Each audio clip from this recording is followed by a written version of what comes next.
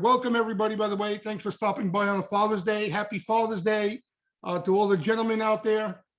Got a relaxing Sunday. Tomorrow, a holiday. I didn't even realize to the last minute. Tomorrow we're off.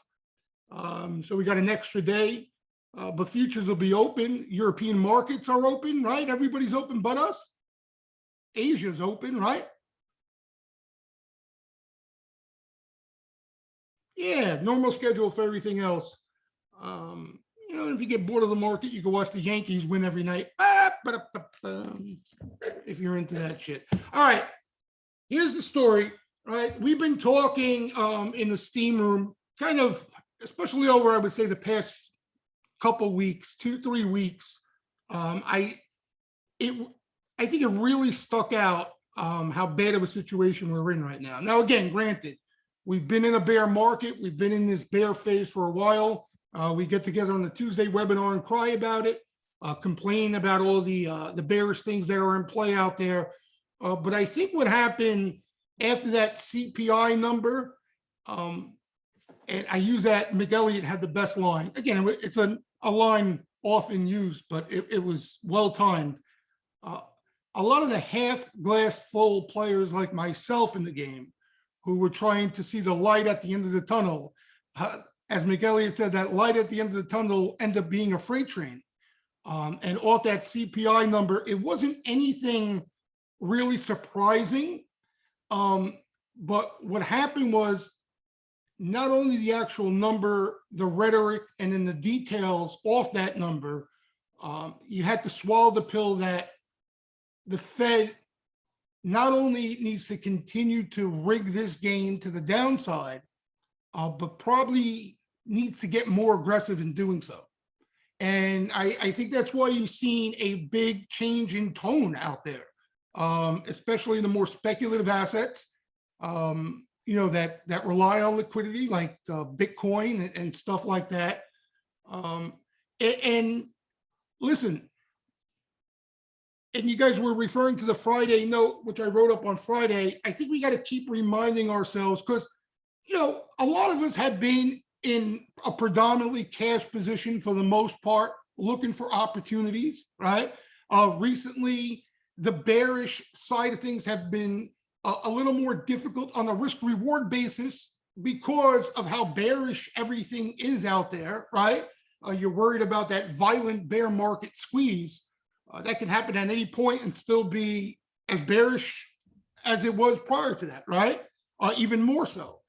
So kind of both sides, there were tough trades. But a lot of us have been in cash looking for even tactical long opportunities. And I think after that CPI, I think it was the nail in the coffin for any swing positions on the tactical side, more so long than anything else. Okay, and why is that? Again, everything we look at in this game is on a risk reward, right? You got the wheels starting to come off out there, right? And anytime we would look at sentiment, we'd look at breadth for tactical opportunities, we looked at it in a manner where we thought, all right, maybe we'd be early, maybe there was a little more selling, but the likelihood is there's going to be a big squeeze and it'll bail us out, right? And on a short-term basis, the downside, because of how stretched or how underexposed players are to equities, how positioning and sentiment, how bearish it to an extreme, it kind of put a floor underneath, right? And at the same time, if you remember, another thing that we were relying on, but looking for on these tactical opportunities on the long side for like these bear market squeezes. Remember, we said we didn't have a Fed put per se, right? We always have that Fed sell call situation where at any rally, the Fed is going to knock down. The last thing the Fed wants is a rally in risk assets. It's artificially, mechanically forcing the markets to do the opposite. They need financial conditions to tighten. That's their goal. That's what they're trying to do. Okay. And ultimately, what that means is risk assets cannot go higher, right? So we always had that Fed sell call situation where any rally couldn't find much follow through because the Fed would weigh on it, right?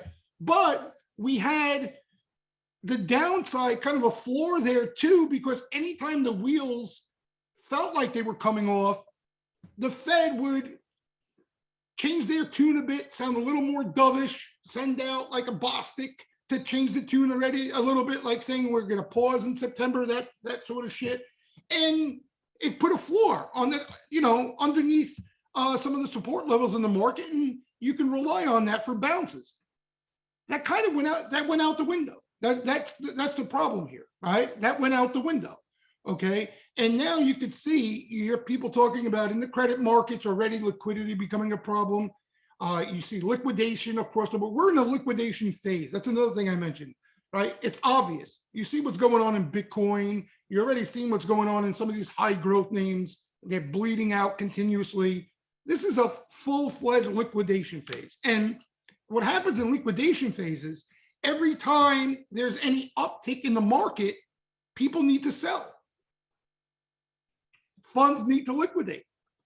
Okay. And on top of that, right, another thing which would put in the floor from time to time in this bear phase, okay, in other words, to stop the bleeding, you had groups outperforming, right? So anytime the market would sell aggressively, you would have tactical players or even longer term players looking towards energy, commodity names, right? Even some value plays, reopening plays, right? Thinking there's opportunities there, right?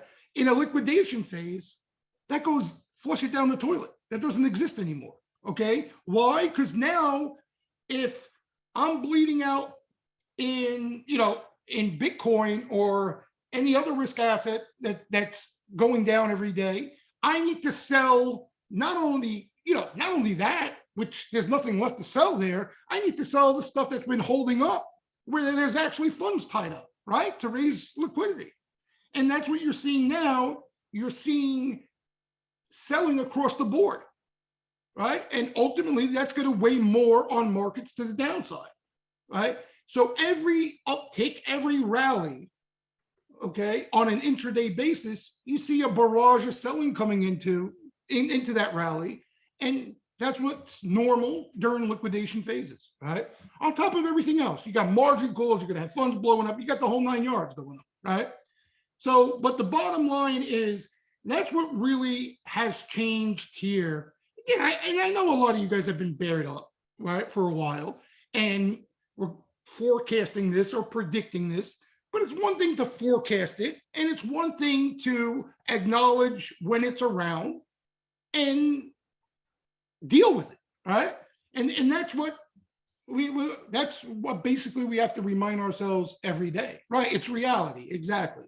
Okay. So I'll give you an example. Right now, right, you have breath is washed out. I mean, completely. You want to see breath? I mean, it's probably as bad as you'll ever see it.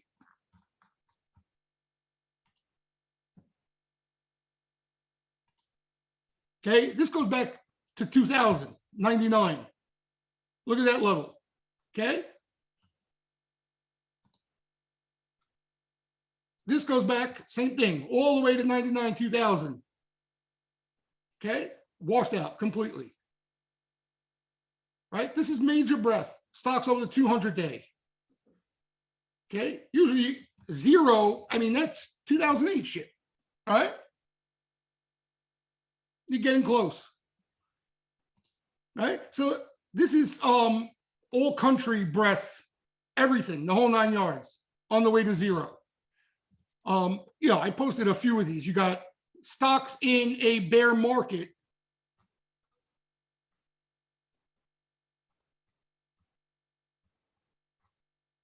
Okay, this is just breath here.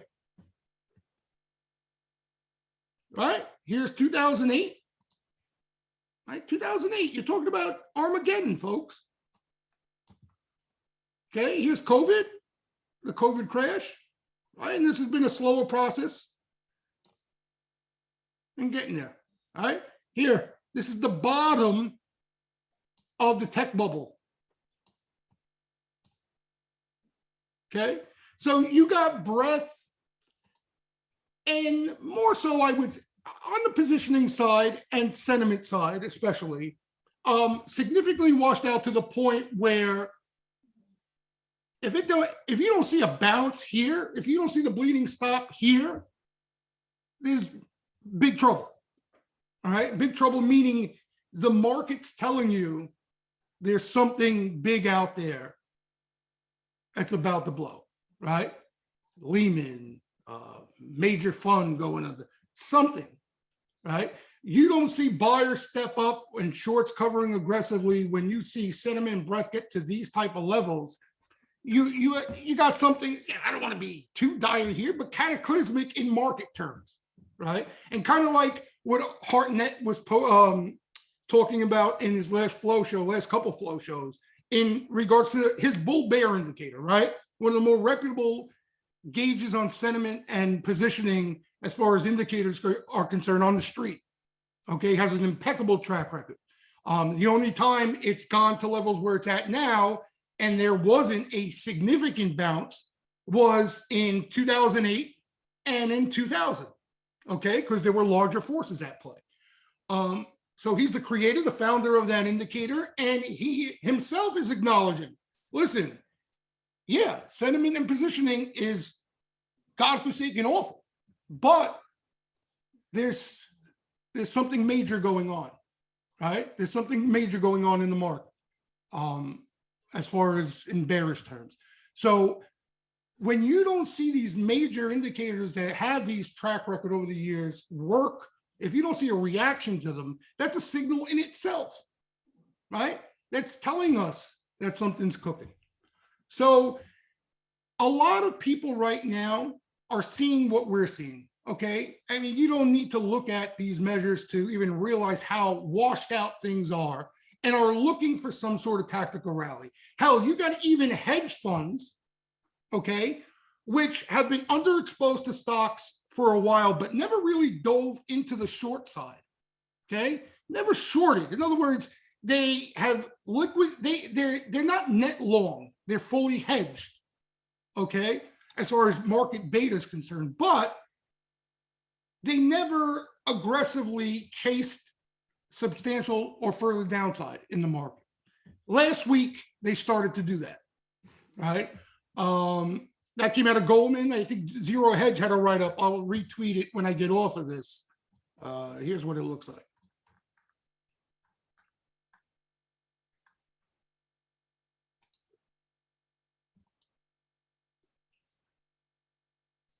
See down to that red line? Okay. Now what's interesting, and this is a little delayed, you're going to see this coming down as well.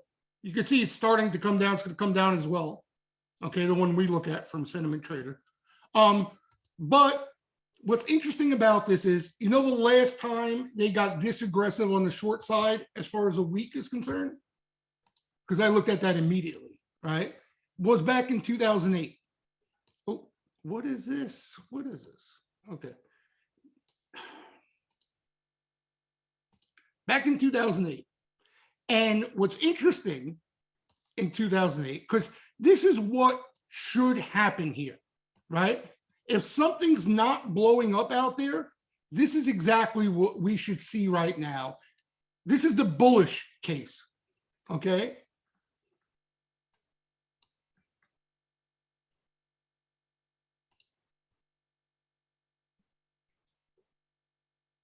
Right here. That's the last time hedge funds got that aggressive on a weekly basis, shorting. Okay. And now, and you can see what happened after that, right? And you blow up the chart, it looks like peanuts. Okay. It looks like sideways consolidation. But you could see how it put in a little floor here for a couple of months before we totally fell off a cliff. Okay. And that's what a lot of the tactical players, like a lot of us who have been sitting in cash, know the downside here is a bit crowded and are looking for, windows of opportunities on the long side. That's what the bullish case is right now. Something like this, okay? The way I look at things and the way things are playing out in the market right now, for me, this looks extremely difficult, okay? It looks possible. It wouldn't shock me by no means. Like, this is what's supposed to happen, okay? Because it's more time than upside, okay? Just wearing out those aggressive shorts more than anything else. Because, again, keep in mind, right? We got to keep reminding ourselves, the Fed is rigging the game, okay? You want to get a better feel for that situation, okay? Think about it as you shorting into or off the COVID rally, right? You remember how we would troll all the bears and non-believers and all the people calling for gloom and doom and shorting every rally off the COVID lows because COVID was still spreading like wildfire, but they were missing the point that the Fed was rigging the game, right? Remember how outrageous that seemed to us, that you're shorting into a backdrop where the Fed is rigging the game to the upside, okay? This is the complete opposite, right? This is the complete opposite of that. All kidding aside, the complete opposite, right? So the complete opposite of that would be trying to get aggressively long in a market in which the Fed is rigging to the downside. That's where we're at. So until there are signs that that's going to change, it doesn't need to change for the market to bottom, right? What needs to happen is the market needs to be able to look ahead and see the end of this rigging cycle, right? And we have the luxury, right? We don't look at it now because, I mean, right now the put sweepers are the ones we're oohing and on over, right? They're the ones that are coming in with aggressive order flow. They're the ones coming in with huge size. I mean, the put action has been extraordinary, okay? But we have the luxury that when the market gets a sense of this rigging cycle potentially coming to an end 6 months out, whatever it may be, we're going to see that flow start to change, right? Because we're going to see a lot smarter money out there than us starting to acknowledge that, right? And take advantage of weakness and all the opportunities that may be out there, okay? Yeah, as we've been saying week in, week out, we haven't even seen any hints of that process starting within the flow. The put action has been as good looking as it's ever been, has been as aggressive as it's ever been. I mean, they come in and they're bombing names on a day-to-day basis, right? We're looking for the sweeper activity to flip on an intraday basis to catch a squeeze, right? That's all a lot of us have been doing. Looking for squeezes because sentiment's been so washed out, okay? And what we're looking for in the flow is that aggressive size put activity to dry up. They move to the sidelines and we see some even speculative call buying, but in an aggressive nature, start to come in positioning for a squeeze. What we've been seeing is put sweepers adding into these intraday bounce attempts. Every time the market tries to bounce, we just see another band and wave of put sweepers, like they're getting a gift from God off a little intraday bounce, right? So we're not even seeing any early signs of the flow turning yet, but we will when that time comes. We will. And again, it's going to be ahead of the news. It's going to be when things are still looking bad, right? While the backdrop looks bad. And that's the beauty of it, because everyone's going to still be bearish, okay? Because when this thing turns, here's what's going to happen. The economy is going to look like and feel like it's falling off a cliff. We haven't seen that yet. We're just starting to see the early signs of it. I got news for you. You see the Fed, what they're doing, okay? These rate cuts that they just started, that doesn't have an impact within the next few days. You see that have an impact months, 6 months out. Okay, we haven't seen the impact of that yet. The Fed is implementing QT, right? No more QE. They stopped that, but now they're draining liquidity. We haven't seen the impact of that yet. They just started literally a week ago, right? So all these things that we're seeing right now, and that's why I think people are still hopeful out there. And what you're seeing, and this is another thing I wrote in the Friday note, we're still seeing money coming into the market inflow-wise, right? As far as fund flows. I posted a chart, I think, on my regular Twitter. Let me see if I find it here.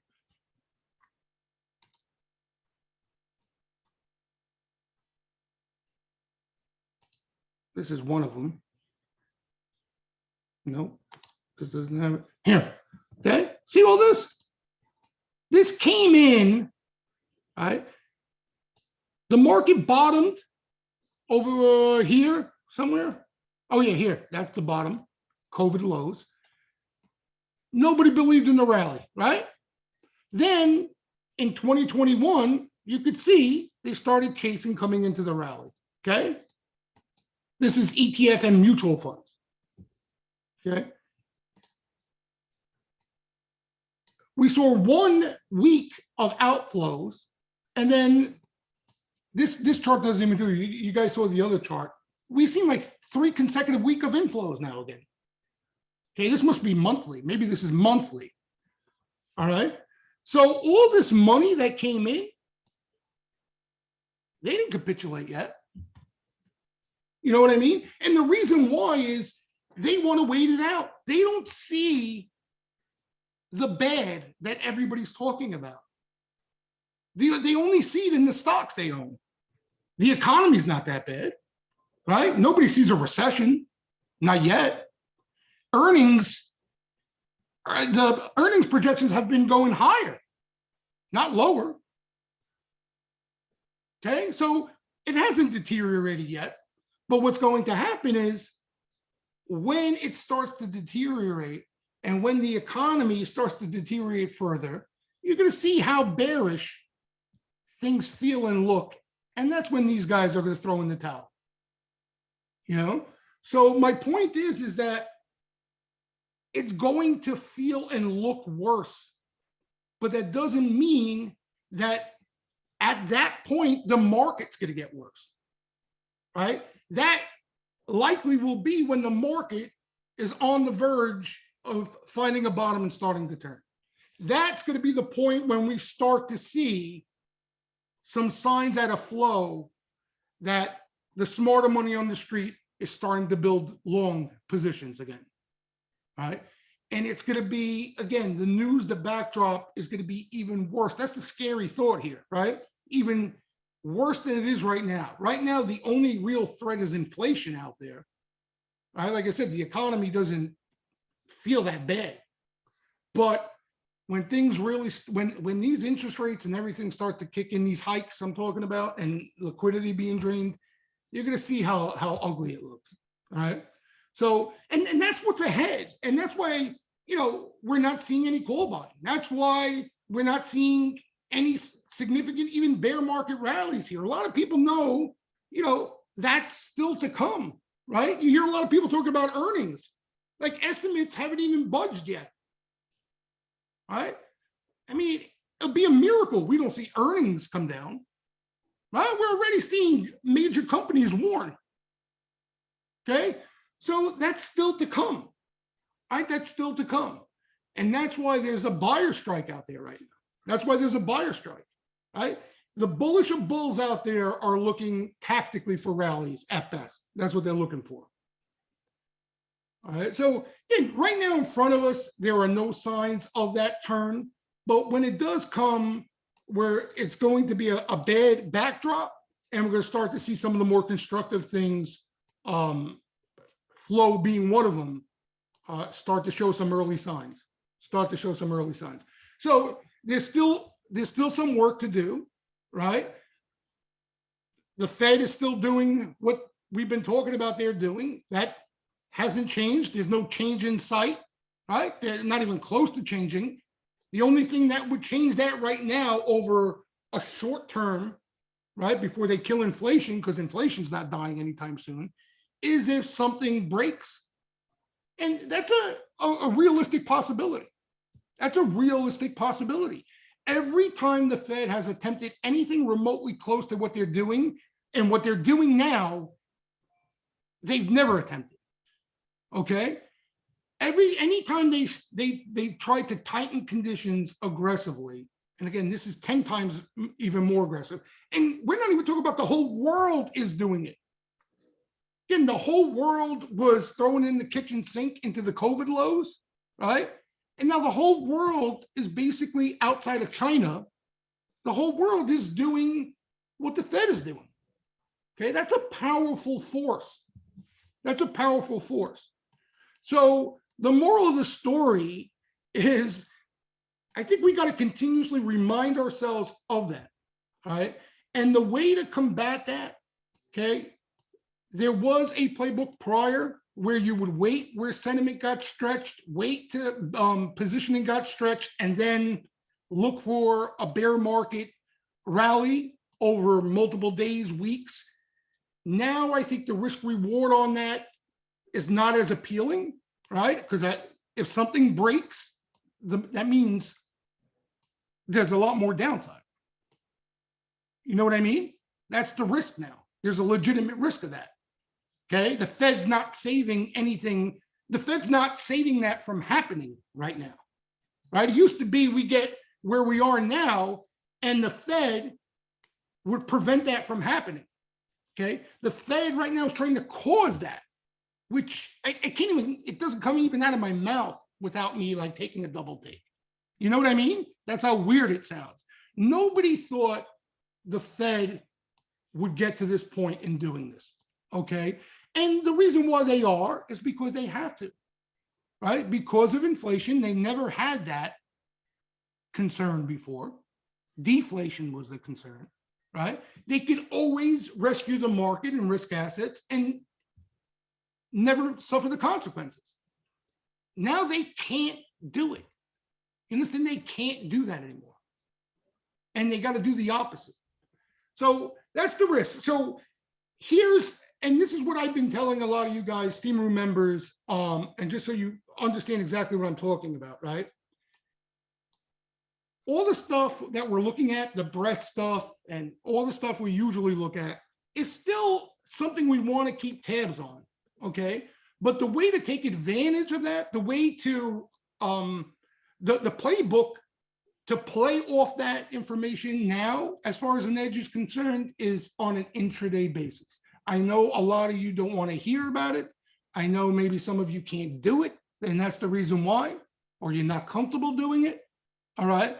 But in regard on a risk reward scale, the only thing worth even looking at on a tactical basis is on an intraday time frame. Okay. And the reason I say that is simple. You can limit your downside a lot more efficiently, right? You can keep an eye on the sweeper activity and the flow of the markets that particular day and get a better understanding and feel of the climate of the market that day, right? So like I just mentioned, I'll give you an example, okay? I was looking for a squeeze Friday, okay? There wasn't the opportunity for a squeeze. There was no call sweeper activity. There's no window for me to say, okay, I can get in here, right? I'll stay a little loose with a stop, and I'm making a bet that these call sweepers, this band of call sweeper activity coming in is going to get more aggressive and create some momentum. Okay. That never happened. The start of that never happened. Like I said, every little pause to the downside, right? So every time the market, there's a 5 minute, right? So every time the market, made an attempt at a rally, you would get put sweeper activity, the total opposite, into that rally, right? So it would weigh on the upside, Okay. So the market didn't fall out of bed Friday, but for me, even day trading, I couldn't find that window of opportunity even to get in for a day trade. What I want to see, okay, is market, let's say it's green now, right? Opens up red, right? So it goes from green to red. There's put sweepers all over the place. All of a sudden, there's a wave of call sweeper activity that comes in. Boom, boom, boom, boom, boom. They're hitting SPY, they're hitting Apple, they're hitting Tesla, they're hitting what you name it. I look for an entry there, whatever it may be, what a name they're sweeping, a leveraged ETF, you guys playing SPX calls, it doesn't matter, right? You're playing off the momentum, and you're making a bet that that wave of call sweeper activity is going to continue and light a match for a violent intraday short squeeze. Okay, you limit your downside, right? You're not going to get really hurt. You're not going to get buried. And the reward is significant if you happen to catch one of these violent squeezes. They're big moves out there, even if you're sizing down, which you probably should be. You know what I mean? It's not like you're scalping pennies here, right? They're big moves. So you could size down, limit your downside, and look for material upside if you choose to do that. Okay. But again, that's on an intraday basis. That's on an intraday basis. All right. The reason why you can't potentially turn that into a swing trade is because of the forces that are at play, like we just discussed. Right.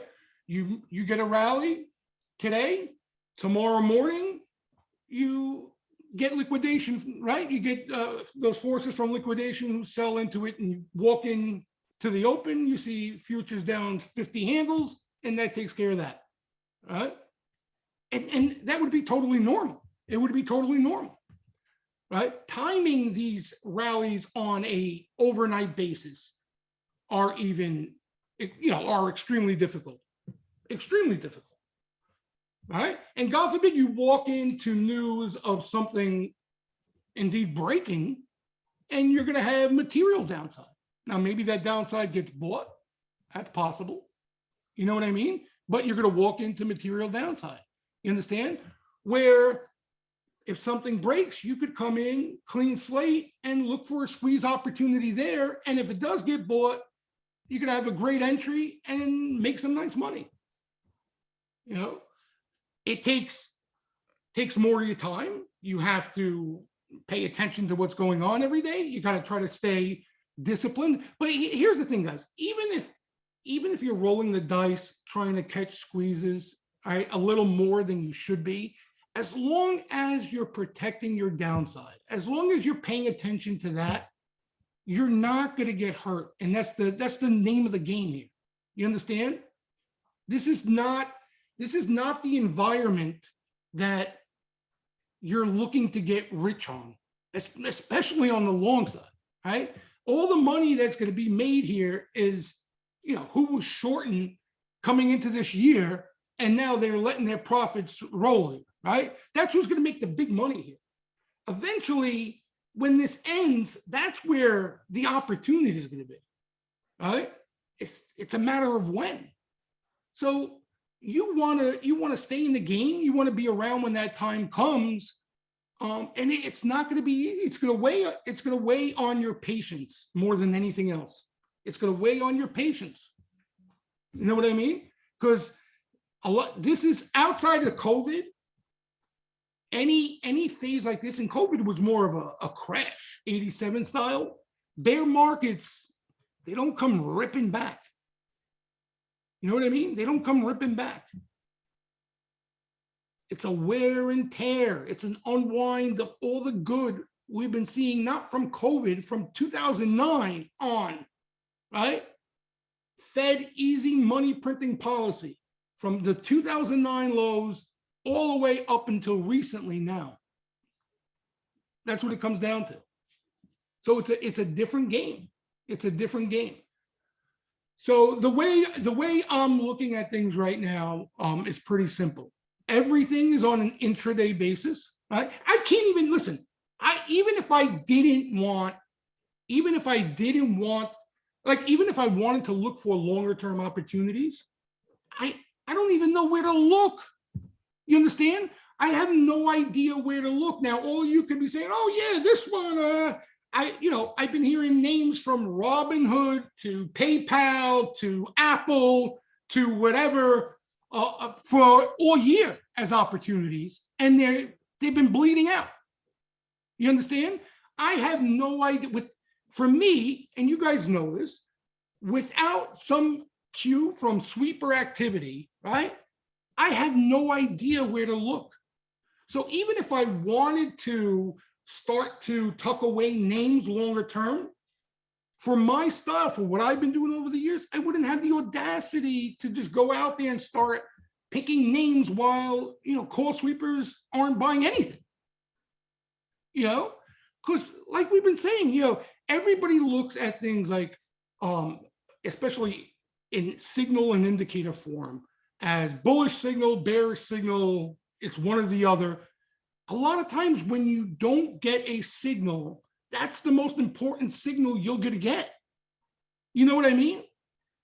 Again, for me, I'd probably be dip buying all these things all year if I went against sweeper activity and I just started buying shit on my own. I'm not bullshitting you. You know what I mean?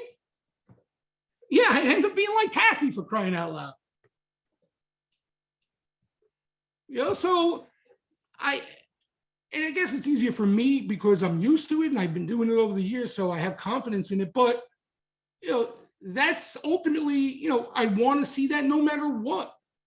Even on the sentiment side, if I'm not seeing a bit far, if I'm not, like, me, I love sentiment, right? And even off like Sharpies, I bought SPY calls, which are destroyed, right? But I'm not going to get aggressive, any further without sweepers showing me that they're doing it. You understand? Because they're not doing it for a reason. That's the takeaway. They're not doing it for a reason. So that's the name of the game. And listen, I've been through a lot of these, right? I mean, I'm in my rocking chair here in this game. I got in the game in 97. 98 was a correction, but when I got into the game, yeah, nice to meet you. Oh, nice to meet you. Oh, here's the top producer in the office. Nice to meet you. 6 months later, 98, the Asian contagion, all these guys I just met in the business are walking out the door, quitting. Okay? That was my first 6 months in the game. Then 98, the bottom, after they quit, the market bottoms out. We go on a parabolic move into the Nasdaq internet bubble, into the 2000 highs. Okay? That bear market wipes out officially everybody I knew in the business. Everybody gone. Okay, kaput, done. Everybody in the market who found success was gone. Okay, and like I wrote in the note, if it wasn't the 2000 internet bubble, 9/11 came right after that. 9/11, boom, right after that, the market had to shut down. Okay, so officially, case closed. People out of the business. All right, so you're going to see that now. You're going to see that now. You're going to see a lot of people leaving this game because of the frustration and the pain and the money they lost, without a doubt. But when that starts to happen, that's where opportunities start to arise. And the one takeaway from all of that, what you guys should be taking is, if you somehow can wait it out and stay alive, that's the name of the game. You understand? Like, everybody rushes into this game when they see things exploding, right? When the SPAC names and the Kathy names are all going up every day. Everybody's drawn to the game because they feel like they're missing out. They want to make money. They want to blow up, right? But this game, it's the opposite of that. It's the opposite of that. When shit blows up and everybody's running away from the game, you know what I mean? And everybody loses hope. That's the opportunity where you can get rich in this game. You know what I mean? It's the complete opposite. So, that's the takeaway: to stick around, play, trade, lose some money. It's okay. You're probably, if you manage your bankroll properly, okay, net, you're probably going to finish around the 500 mark, meaning wins and losses, if you manage your risk properly. Okay, that's fine. Little loss, little win. You're a winner in this phase because you hung around, you stayed involved, and you're going to be here when the opportunity comes.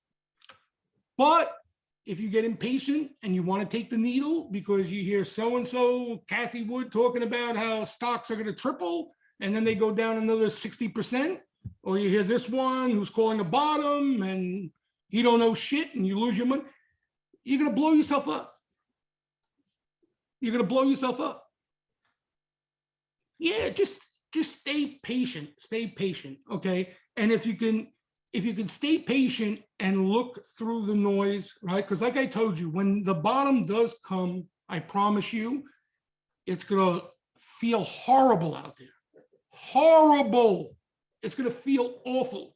Just think back to recent. You were all there. You don't have to go too far. The COVID lows. That's as dark as a bottom as you're ever going to see, right? The streets of Manhattan, empty.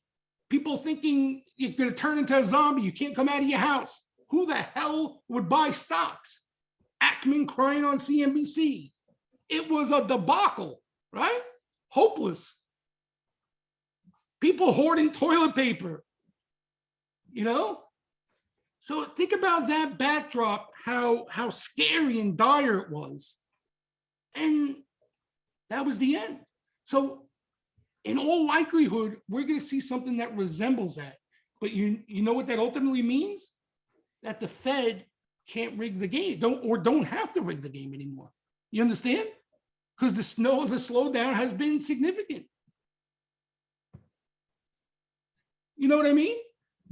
So you got to put the blinkers on to be able to see that when the time comes. And they're going to be constructive signs. They're going to, outside of that, while everything is dark and gloomy, like I said, you're going to see sweepers start to buy things. And we're going to be oohing and ahhing on about economic numbers that come out and funds blowing up, and all the talk is going to be about that. But under the hood, you're going to start to see dips being bought in certain names, sectors outperforming. You know what I mean? Flow focusing on certain names to the long side. You're going to see some constructive things start to happen. Right now, we're still on the way down the hill. You know what I mean? We're still on the way down the hood. The Fed, it depends. Like a lot of times, see, even when the Fed does pivot, what happens is things are so bad out there that nobody believes the Fed can do anything. You understand? You're going to hear like the Fed is useless. What they're doing is not going to work. You understand? You have that non-believer mentality. Right now, if you had any whiff out of the Fed that there's a pivot, you'd have everybody jumping on the long side right now. They wouldn't be doubting it, right? Everybody be jumping on the long side. And then, that tells you the likelihood is this thing has more to go. If you remember COVID, the Fed threw in the kitchen sink, right? What they did was extraordinary. We thought 2009 was ridiculous. The Fed literally rigged the game as much as they possibly could. And what was the consensus out there? But this is not a market problem. This is a health problem. This is a pandemic. The Fed can't fix a pandemic, right? The Fed's not a vaccine, right? That was the chatter out there. So even though the Fed was rigging the game to the bullish side now, off the COVID lows, people weren't buying it because things were so bad. You look around you, there wasn't a thing to be optimistic about. And that's likely what we're going to see here. I just think it's either more time that's involved here or more downside, one or the other, one or the other. And, here's the other thing I mentioned on the Friday note, not trying to, again, I ended up being suicidal off writing that note. But, I do it to remind myself. That's why I like writing those things up. And you can see, I've been pretty negged out the last couple of weeks, but people make forecasts. All right, 4,000 we're going to bottom, 3,500 we're going to bottom. How do you know? How do you know? You know what I mean? How do we know how much selling is still to come, right? What funds are going to go under? How much more the Fed has to tighten? We don't know. You know what I mean? We have no idea. We haven't even seen a limit down situation yet. And maybe that's part of this bear market, right? That's the characteristic of this bear market. It's been a drawn out bleed. But you get a couple of limit downs in a row, similar to COVID. If something breaks, you could be at 3,000 in a snap of a finger. So nothing would shock me. Again, if you traded through 2008, anything can happen. Anything. No matter what stock, no matter what earnings, no matter what they do, when you are in liquidation phase, everything goes out the window, everything. And I'm being honest, okay? I don't know where this thing could go. It could go to 2,500 or it could go to 3,500 and that could be it. I have no idea. If I did, I wouldn't be talking to you guys. Here's again, Mohammed, I have no idea. Anybody who tells you that's full of shit, okay? All I can tell you from past experience, besides COVID, which was more of a crash, so that's kind of accelerates things, right? Bear markets usually take time. And what you get is what we've been talking about for the last month, the hockey stick. You understand? So what happens is the market comes down, okay? Or a lot of the leaders, especially stocks that were all big winners, they come down, they reach a bottom where they stop going down, but they trade in a range for a lengthy amount of time. Like this. You understand? But under the hood, there will be new companies, new leaders that emerge, and their stock charts are going to look like this. You understand? So while everybody's focusing on the hockey stick, there are going to be real nice winners underneath the hood when we get there. You know what I mean? We haven't got to the point. We haven't got to the point of the bottom of this hockey stick yet. You understand? This hockey stick might be, Ovechkin size. It might be a long hockey stick. You know what I mean? So I hope that answers your question, Mohammed. When you get into bear markets like this, right, when there's a total washout of everything, okay, usually it takes time. Like here, the example, the 2000 bubble, okay? For the Nasdaq, people, you guys have the math, right? I'm not a good statistic guy. How long did it take the Nasdaq to get back to new highs? Anybody know that off the top of their head? Somebody might know that. From the 2000 highs of Nasdaq. 17 years. Oh, man. 17 years. Okay. I probably shouldn't even ask that question.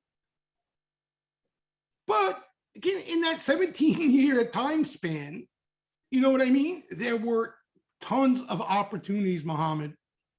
Tons. We need longer leaps. That's the line of the night. That's the line of the night. But no, guys, see, I'm being you. It's not bunker time. When we get to that point, I promise you, you not only will you enjoy that time, you will thrive and love that period, that phase we get in. I bullshit you not. It's going to knock out all the riffraff that thought they were geniuses throwing darts at just tickers, okay? And for those of you who actually look at things for an edge, real stuff in this market, you're going to find an edge and it's going to work again. You understand? It's going to work again. But if you think you're going to stare at the same names that, went tenfold in the last bull market, and they're just going to come storming back, that's usually not what happens. Okay. Again, I don't know for sure. The Fed, who knows? The Fed may over tighten so hard that they got to print more money than ever because the global economy as we know it is going to fall apart. Right. And if that's the case, you will get Bitcoin to new highs and you'll get every spec name flying like you've never seen before. Okay. So it's a possibility, but you guys.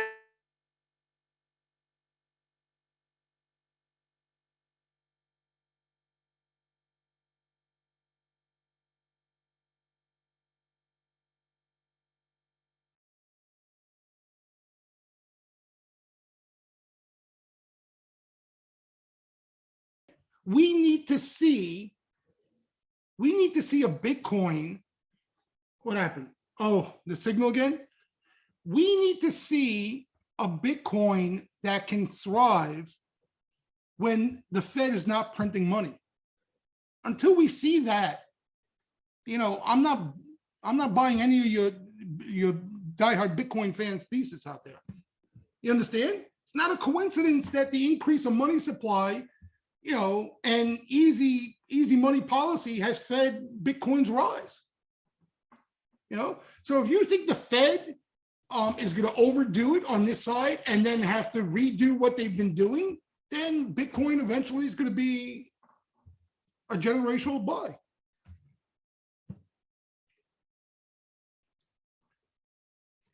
You 2020, a lot of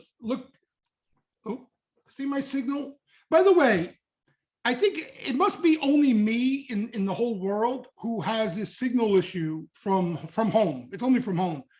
I've had a million guys come out here and look at this signal. I can't even tell you how many. And there's just nothing I can do. There's nothing I can do. The last guy I told me is telling me to call them up to rewire outside. I said, are you serious right now? Are you kidding me? I'm asking you to fix my freaking signal. How come nobody else has this issue? Call them up to rewire the whole outside, the hard lines. Get the hell out of here. Yeah, I need a repair team, HC. I need a full-fledged team with positions. Yeah, my signal from my house is, you know what it is? Here's their excuse. I'm on the water and the salt water. Is that buyable? Yeah, that's what I got to do. Change my location. Is that a buyable excuse? Or, they pulling my leg. They get the hell out of here. The salt water, that's why my signal's shitty. The fuck out of here. No, I'm on, what is it? They don't have files here yet. They don't have files here. I'm on cable, whatever. Yeah, they came here, new boxes, new this. Oh, this is the fastest signal. This is this. They sell me all the shit.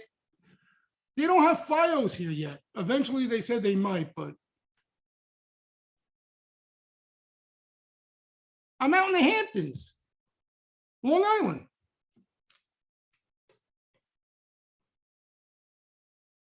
Yeah, I think so. That's what I think I'm being played here because I'm an idiot when it comes to that shit, But that's all right. I mean, you guys have been dealing with the signal for ages. So that's the story, guys. That's the story. There's more work to do. And I know a lot of you don't like to hear the day trading rebuttal. And a lot of you guys don't know me that long. There have been periods, plenty of periods throughout my career where I solely day traded and just never took a swing trade. And I know that's a little extreme, but me, I'm a all or none, fill or kill personality. You know what I mean? So that's how I'm wired. But there have been plenty times where when the swing trade is just, again, on a risk reward basis, not there, I'm just going to day trade for as long as I have to, until I start seeing real flow, real buying, and that flow, starting to work. Like there is nothing out there right now that's working without the market. You know what I mean? Like the way you need to make money in a name right now is if you catch a rally, and the rally have been far and few. So yeah, T, the moves are worth it. The moves are worth it. Yeah, Cal, all those things. You know what I mean? Like the leveraged ETFs. I have in the past, but I don't fool with the short ETFs in this bear market yet. We'll see. But, I look for bounce opportunities. You know why, too? It keeps me disciplined. You know what I mean? I'm not trying to get rich here. You understand? I'm not trying to make a score here. I'm trying to survive. If I make a little bit of money, that's great. And I'm trying to hang in there. I'm just trying to hang in there and wait for that fat pitch. You know what I mean? That's what I'm waiting for, that fat pitch. Yeah, all these, nobody knows. Everybody sounds so confident in their calls out there. And I'm telling you, nobody knows. I'm being dead on. Bro, you hear Drunken Miller telling you he don't know. Nobody knows. I mean, come on. You think these jabronis know?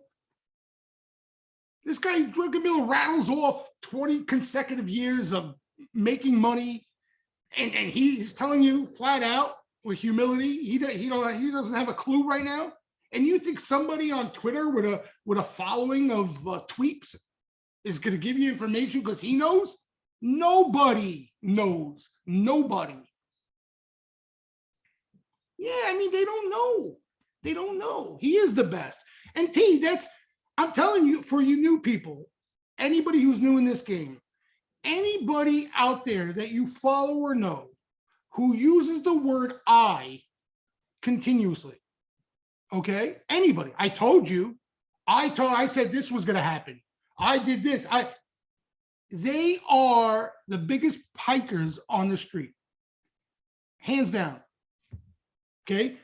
The real guys are bashful to tell you that they know this game.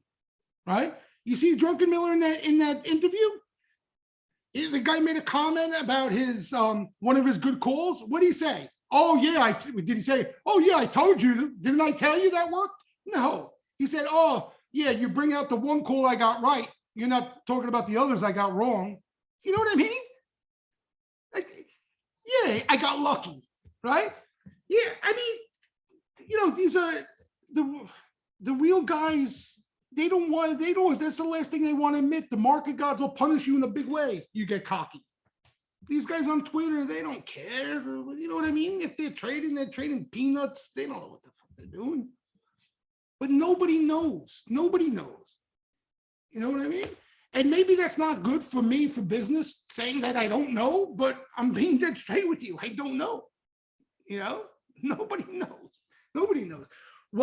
Here's what we're doing, right? So you get a gist of what we're doing, right, in the steam room. And especially those of you who are newer members, we look at some information that can provide us an edge, and then we're trying to make best decisions, like we're saying right now, on an extremely tactical basis. So what are we looking at? We're keeping tabs on the flow, sentiment, breadth, right? Guys, the Goldman notes telling us how positioning and where things stand. So maybe the possibility we see some sweeper activity, we can hop on a squeeze and make some money, right? It's information, right? It's not predictions and forecasts and all that shit.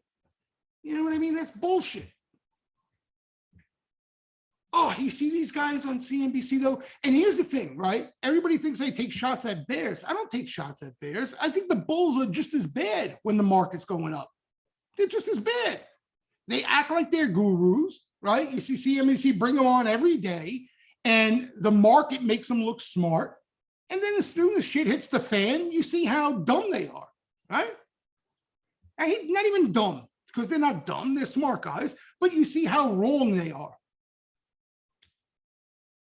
Right? The market can make people look smart for a period of time, but just wait it out and you'll see.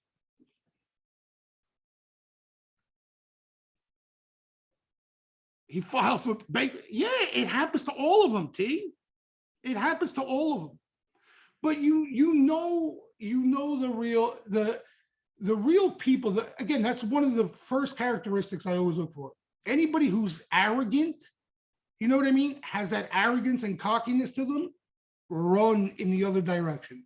I don't care how hot they are at the time, right? Maybe they show 10 straight winning trades. I don't care. Run in the other direction, because if you get reeled into following that, you're done. Done. The market gods don't go for that shit. You can't be cocky and arrogant. No, look at poor Kathy Wood. She had an arrogance to her, right?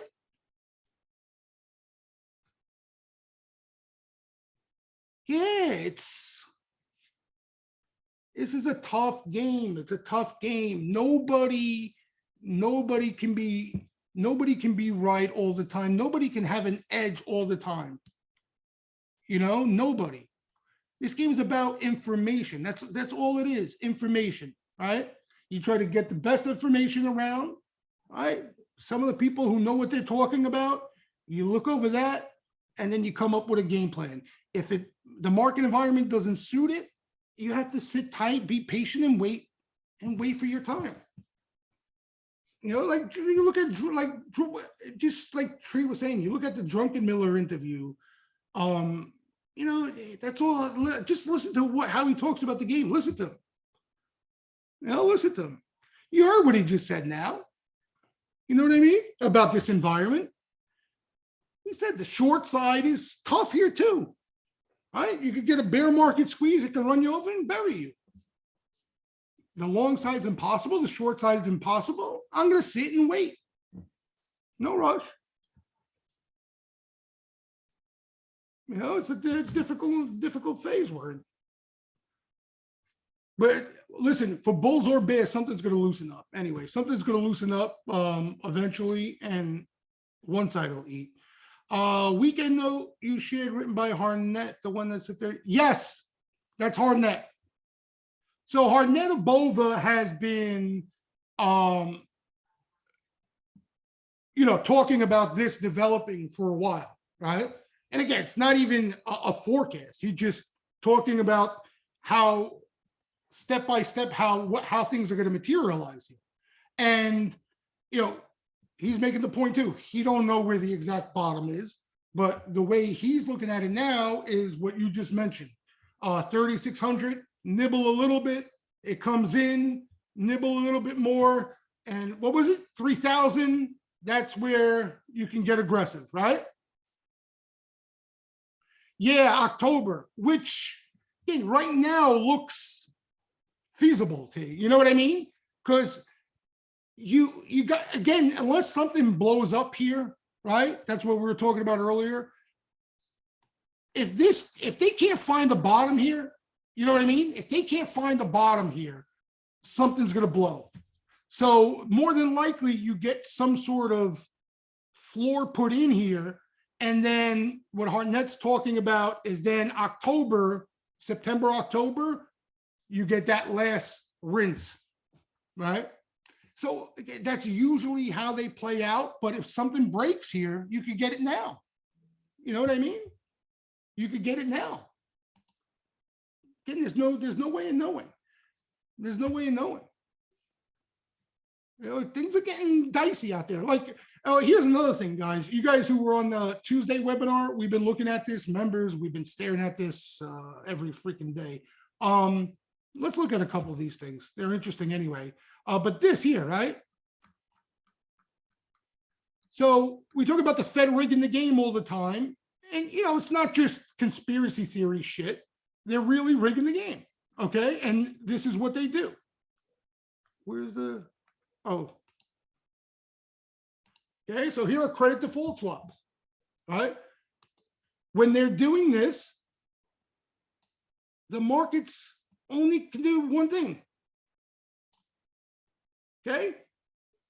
Only can do one thing. What, see this?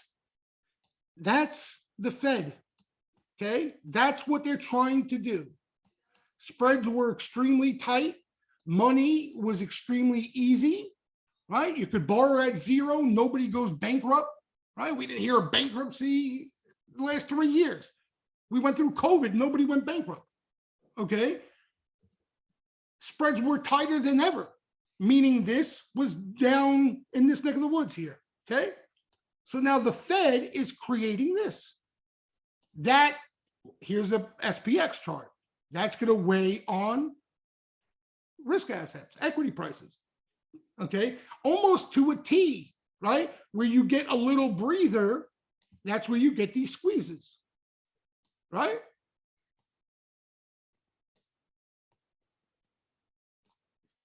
That's where you get these squeezes.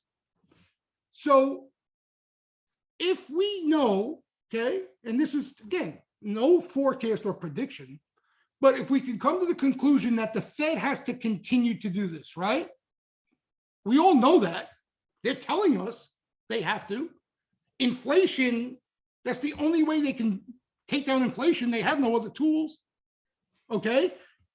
So if we can come to the conclusion that this can't do this, okay, they're going to prevent that from happening, okay? You may get little ups and downs like this, but the Fed is going to prevent this thing. Every bottom, what you'll see is this go crash. Every bottom, okay? The Fed's going to prevent that from happening now. They're going to prevent that from happening, okay? So we know this is going to stay here. What's that mean? Rips are going to get sold. And now even more so that everything is all algo driven and machines, guys. You know, when you think these are all individual players, we're seeing sweeping puts left and right, beep, beep, beep, beep, beep, beep, sellers coming out of nowhere, right? One after the other. Liquidity low. It's all machines. All machines. You get this thing, you know, spreads widen out. Boom, the algos get in there and sell everything. It's all machines, all programs.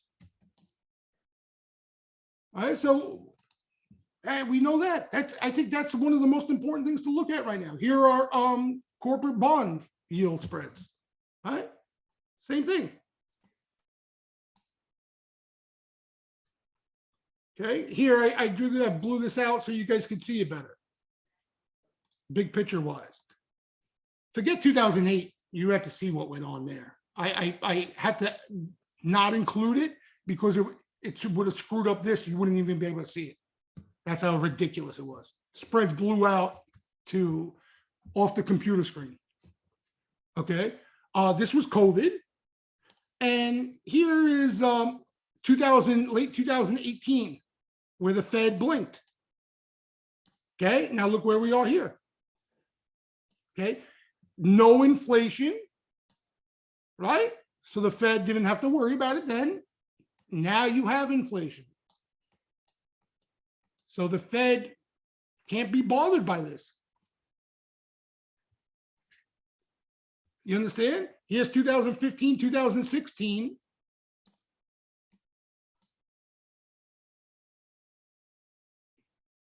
Right? So as these things continue to go higher and as spreads widen out, that's where the risk of something breaking, the probability of something breaking increases, right? Because that's what these are, credit default swaps, right? The risk of default. And they're saying the liquidity in the bond market is, you know, the equity market too, but the bond market is really bad, really bad. You know, think about that. You had the Fed buying there, right? You don't have the Fed buying anymore. Something breaking, yeah. Major, the plumbing, a lot of times it's the plumbing, Lourdes, of, like, you remember with that whole repo situation we had, you get what happens, credit freezes up. There's no bid, there's no liquidity there. You understand? So the markets freeze up and they stop working. You know what I mean? They stop working and it becomes a problem. So then the Fed has to come in to provide liquidity. You understand? The plumbing of markets stop working. Efficient markets don't apply. So the Fed's got to come in and provide liquidity. Yeah, exactly. So, you know, and that's a realistic possibility. It's honestly, for me, I think it's just a matter of, you know, when. Honestly, I don't see how, like you said, every time, you know, that you hear that line a lot, right? Every time the Fed has done something like this, something breaks. There's a saying, when the Fed slams on the brakes, somebody goes through the windshield. That's the line out there. You know, when the Fed slams on the brakes, somebody goes through the windshield. Yeah, exactly. They find a way to eat no matter what. You know, and there's a couple of things out there, like people are seeing value, PE multiples. We're not there yet either. I got news for you. We're not there yet. And the biggest reason too, nobody knows the E. Nobody knows what earnings are going to be. You know what I mean? Like I said, we haven't even seen the effects of what the Fed is doing yet in the economy, right? So earnings can really fall off a cliff. Then your PE multiple goes out the window. You know, so one thing, like Mike Wilson, who's been quote unquote right? He was early and wrong, but now he's right. He looks at equity earnings risk premium as an indicator. Like that, you need to see that increase because of what's going on out there before you get to a market bottom. And it's not moving. I'll throw that indicator out after this. You guys can see it. But that's what one of the things these major indicators are paying attention to. Here's the stock bond ratio finally moving down, right? So this is just simply, you know, stocks to bonds, right? Where there's value, they lean towards bonds more than stocks. It swings one way, and then, you know, the opportunity is the other way. So a lot of times market bottoms, you see this thing here. COVID, right? 2018, late 2018, right? Every market bottom, especially in bear markets or correction, you see this down here. And that's quote unquote, you could say there's some value out there in stocks. You know, this just started to move. Yeah, so again, I just throw this shit out so you guys could see. Here's like one of the things in capitulation, right? That's another thing. There's no capitulation. Forget it. There's no capitulation. Okay. There are no signs of capitulation. Capitulations are not, it's not in the price action, right? Capitulation is positioning where everybody spits up long exposure. Why is that significant? Because if everybody has sold, there are no more sellers left, right? That's the theory behind why capitulation is bullish. Okay. I showed you the fund flow, what it looks like. Okay. You had a ton of buying coming in into late last year, and it's still in. They didn't start coming out yet.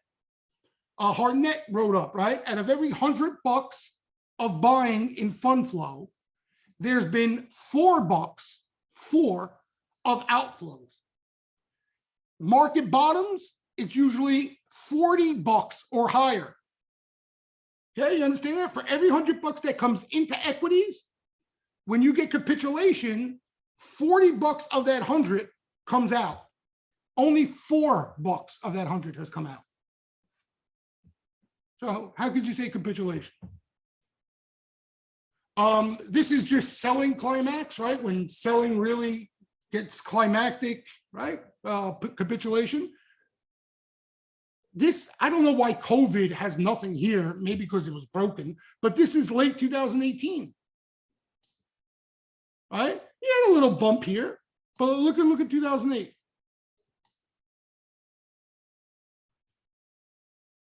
You know, so There's no capitulation. Here's City panic euphoria. This was an indicator thrown in the garbage pail because of the Fed rigging the game to the upside, right? Because this was useless. But we're looking for panic. Didn't cross zero yet. Panic would be down here.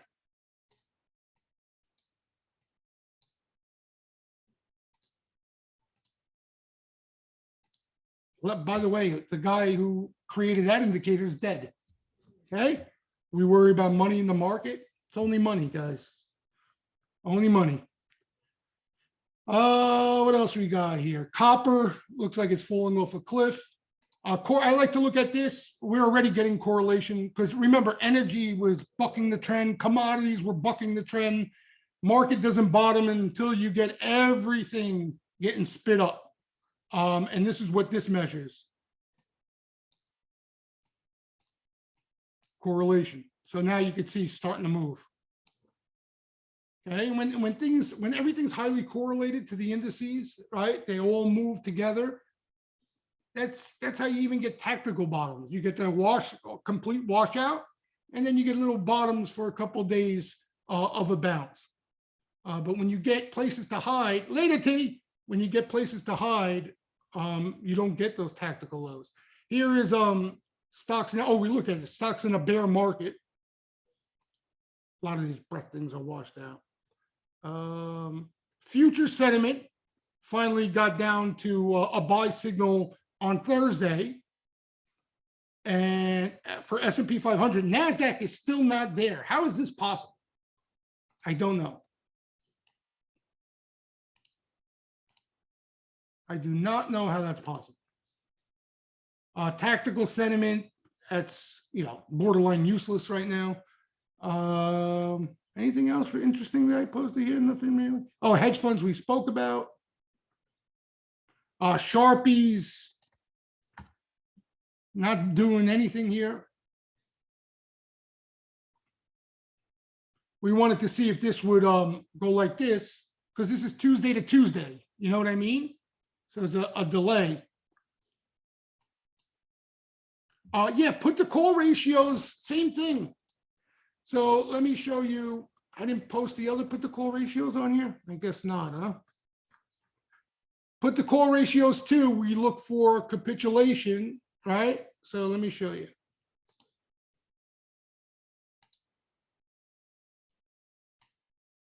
So here's the equity put the call. Elevated, but this is not the CBOE equity put the call. For those of you who it's free, you could go on CBOE and get it. Very simple. Equity put the call, right? Where you want to see capitulation is a 1 or above on the equity, not the total, on the equity put the call. Okay, so that was, I think, a 1. I don't know if this was above a 1, but I think that was a 1 here. All right. So you're getting here. Now, again, when they're at what we've been seeing, right, when it gets to the top of the range here, we've been seeing squeezes, right? So it broke out of that range. So again, it wouldn't shock me a squeeze or a temporary bottom here. You know what I mean? Like a little floor. It wouldn't shock me. But panic, capitulation, not there. All right. You want to see a major, you want to see a spike here. What else? Oh, and this too. And these are in half twos, right? Like if you get other things there, you don't have to see all these here. You know, VIX. Like I gotta believe, at the least, you gotta see new highs here. You know what I mean? At the least. Like COVID, what was it? 80, you guys were telling me? Look at COVID. You know what I mean? So think about the COVID lows, you know? There wasn't any hope in sight. Now, this is extreme. And, you know, we were talking about turning into zombies back then. You know, I use this as an example. Okay, this is 2018, late 2018, which that 2018 playbook went out a long time ago, right? If we were in 2018, this thing should have bottomed and we should have saw capitulation already. Here's 2018. So you see how it languished and the market didn't bottom until you broke out and got that real fear. But there's a big difference, guys. What's the difference? What was there then that isn't here now? The potential of it. Know what? Who's missing out of the equation here? Exactly. Right? Got no Fed. You got the Fed rigging the game the other way. Now, and think about that for a second, right? Like even most bulls, what they are looking for here, for even just a floor, they want the Fed to just take a breather, right? Why did we rally off Bostic's comments a couple weeks ago, a week ago? Because he said maybe September we take a step back after we hike and we look around and see what's going on, right? The market found a bid just off Bostic making comments that maybe we'll stop and pause.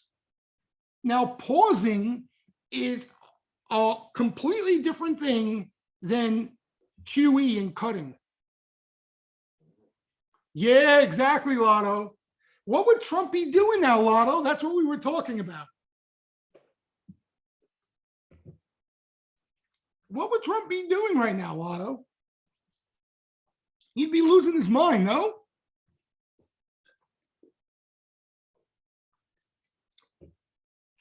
And listen, you know, I'm no Trump fan. I don't politics. I couldn't give two shits about. You guys know that. But one guy I felt comfortable with, all kidding aside, was Mnuchin when it came to markets. You know what I mean?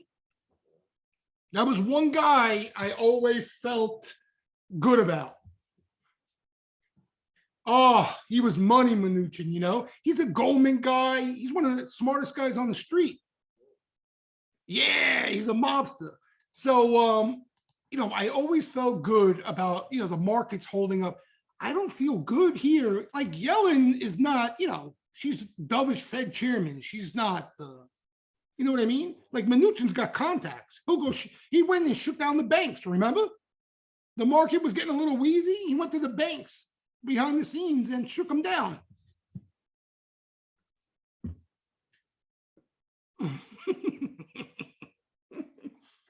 Yeah, I don't, you know, again, Yellen was dovish, so you had confidence that she'd be easy on rates, but, you know, in Mnuchin's role, I don't have the same confidence. Yeah. That Mnuchin going to the Fed Reserve with his wife, those money pictures, those were classic. Those were classic. Like I wanted to get one, blow it up, put it in my office. Those were unbelievable. So that's you know, that's the difference though. That's the difference. And going back to Hartnett, right? Because like, Hartnett knows what he's talking about. You heard what he said, and it makes a ton of sense. Okay, you want real capitulation. Like you want to look at one thing for capitulation. You want to focus on just one thing. The chatter on the street calling for rate cuts. Okay, that's capitulation. That's the true form of capitulation. So that's Hartnett. Forget put the calls, forget the price action, forget all that stuff. You want to look at one major form of capitulation? When people start clamoring and calling for rate cuts, you're there. Yeah, Ed, I see it, right? It's coming. Come on. It's coming. It's just a matter of when. Like they're pricing it in for 2024. I think it's going to come before that. You know, again, based on the track record, I just don't see. I don't. Lotto knows. Lotto's been around. Lotto, what do you think? Like, can the Fed continue to do this for a sustained period of time without something seriously breaking? I mean, is it possible? There's no way, right? Like, in other words, what I mean by that is it possible that this can continue, what the Fed's doing here, exactly this, until inflation rolls over? They were pricing in a pivot already, huh? Jesus Christ. So that's like a sign of something breaking, no? Europe too. Europe is in shambles, right? Their spreads are blowing out. They got headaches. Yeah, Presley, that's, I think, 2023. I really do. I really do. I really do. I don't see this continuing. You know, the Fed would want exactly what's going on now to continue. I just don't see it. Oh my God. Those mortgage rates. That's why housing too is ready to fall off a cliff, no? Credit Suisse, right? Yep. Yeah, they got problems there. And you know, they're in the thick of that whole Russia thing too. You know, that's who gets hurt the most. Jesus Christ. Here we go, huh? What about Deutsche Bank? That'll roll over. You know, the banks, you can't touch the banks. You can't touch the banks. Who's buying banks? You can buy banks right now. I couldn't buy banks with your money right now. How about that? I think I'd rather buy Bitcoin. Huh.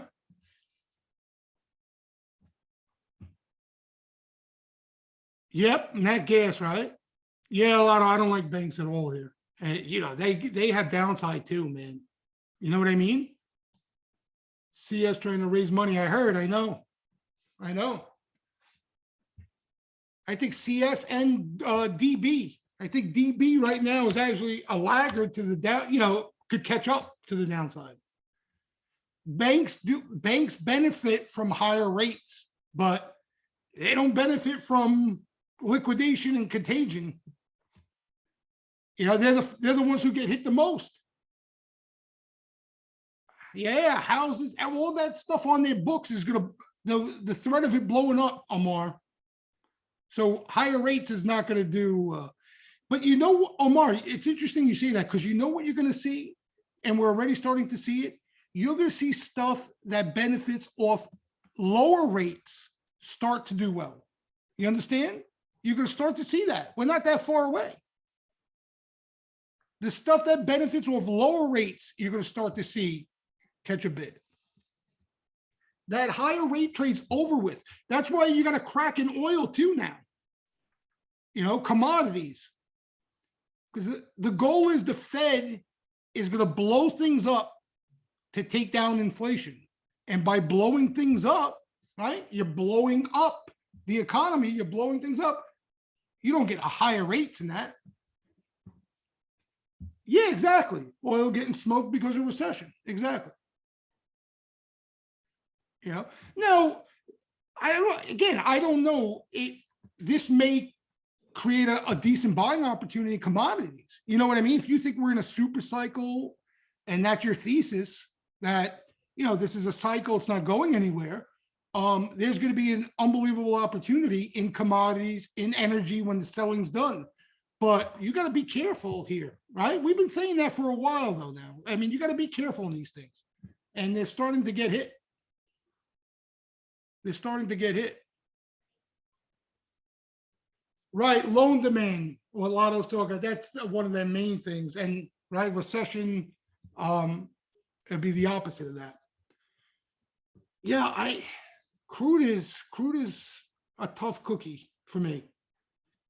You know, I see the short side and the long side in crude. I don't, like everything else. I don't see the long side, right? I just don't see it.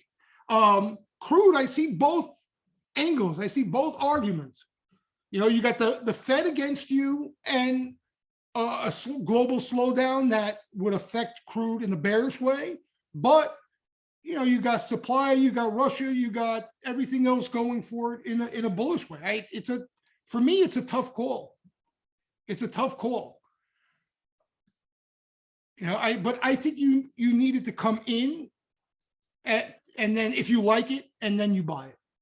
And it's been coming in. You just, that goes across the board for commodities. I think you need to let them breathe. Yeah, that's what I'm saying. Like the supply demand backdrop for crude is decent if for commodities across the board. ACP, I never heard of that one. ACP, what's this? Oh, yeah. There's one of these mortgage names. They've been buying puts like there's no tomorrow. You probably know it.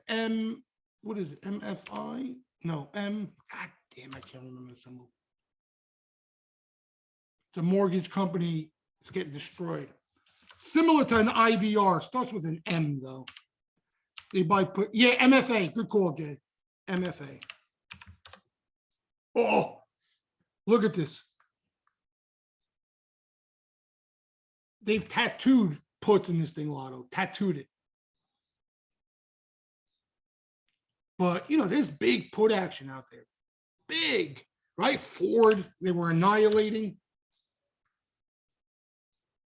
There's big put action. These things, that's what I'm saying. I made the point, the call activity, we all talk about what type of call activity we want to see for some conviction that, money's starting to buy. Look at the put action. That's exactly what we want to see on the call side. It's all on the put side. You understand? Like, that's where all the good looking action is. Right? Aggressive, monster size. You see some of the size behind these puts? Multi-million-dollar puts. Home builders this week, right? Beat up, man. These things are getting beat up.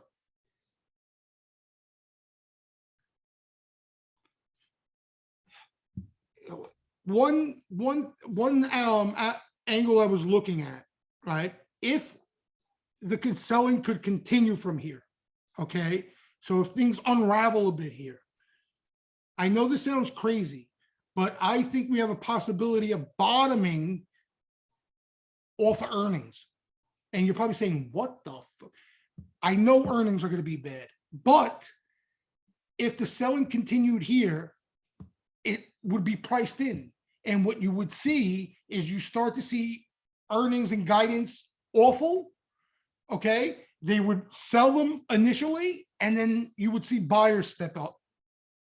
And that's what happened in late 2018. I remember it like it was yesterday. The semis were the worst spot to be because of the trade war. Okay. The market sold off into the end of the year. You remember? And then the semis were getting ready to announce. Everybody was getting short the semis because they were going to have the worst numbers because of the trade war. Okay. But the stocks already sold off. They got destroyed. And what happened was the semis came out with bad earnings, but their guidance wasn't as bad. Boom, slingshot to the upside.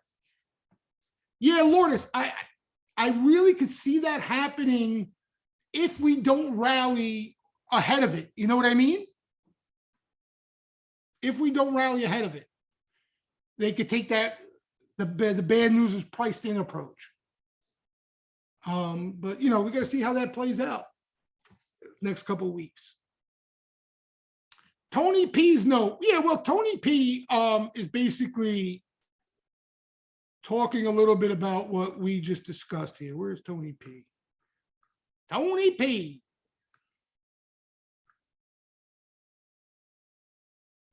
It's over here somewhere. Where is it? Here it is. All right, so he's talking about this here. Look. Whereas he's talking about a tactical bounce here wouldn't surprise him based off what he's seen. Hold on. But exactly, I mean, this is exactly what we've been talking about. What he's saying is even, tactical bounce, don't forget big picture, what you got going on here. And the Fed has one job, right? Like he says, here's the score. Think of it as a game. CPI is leading the game, 8.6% to a Fed funds of 1.5. Right? So the Fed's got to come back in that game. Right? So you got Fed rigging going on that there's nothing the Fed can do. There's nothing the Fed can do. But on a more short-term tactical basis, where is it? It's a little paragraph here you can see. He's not looking, he said it wouldn't surprise him. It's on this one, hold on, bear with me. Oh, here. If I were to articulate a more bullish case, the good news is expectations around the path of forward rates have been hugely reset by now. We saw a serious derating of the equity multiples, enormous risk transfer. In addition, Friday was expiration, derivatives expiry. During my time in markets, every once in a while, quarterly expiry marks a significant short-term inflection point. December 2018, March 2020, expirations. So he's saying that you have this setup of options expiration and positioning for bounce. Right? Yeah, that's what worries me a little bit is you got a lot of people looking at it. You know what I mean? So what I think, Ashley, I think you can get the bounce, but they're going to be violent and quick, shorter. You understand? It's not going to last multiple weeks. You know, I think you get violent squeezes intraday for a few days type thing. But I don't, usually when a lot of people are looking for that bounce, you guys know what it is. Either one, it doesn't come easy. In other words, there's a lot of volatility to shake them out along the way, or, you don't get it. You get kind of stuck here. Yeah, like, exactly. Couple days. I like I told you guys, I'm solely looking intraday. Like it's not worth the risk from, you know what I mean? It's not worth the risk. So let's say you see a fade tomorrow, right? Let's say we open up green, you see a fade, you see some call sweeper, a wave of call sweeper activity come in, you think it's a half decent entry, play something for that squeeze. There's good odds there should be a squeeze, especially if you see sweeper buying. But don't get greedy, don't get carried away, and just remember what you're doing. Limit your downside, Don't try to get rich. You're right. Tuesday. Tomorrow we're closed. They look for every day, any holidays they can come up with to close the market, they'll do it. That's the one thing Bitcoin has done well, 24/7, 365. That's what markets are supposed to do. No? Like you heard they're already expiration. You're going to have everyday expiration. That's coming for options. Like they're trying to say, oh, you're not a casino. You're a full-fledged casino. No?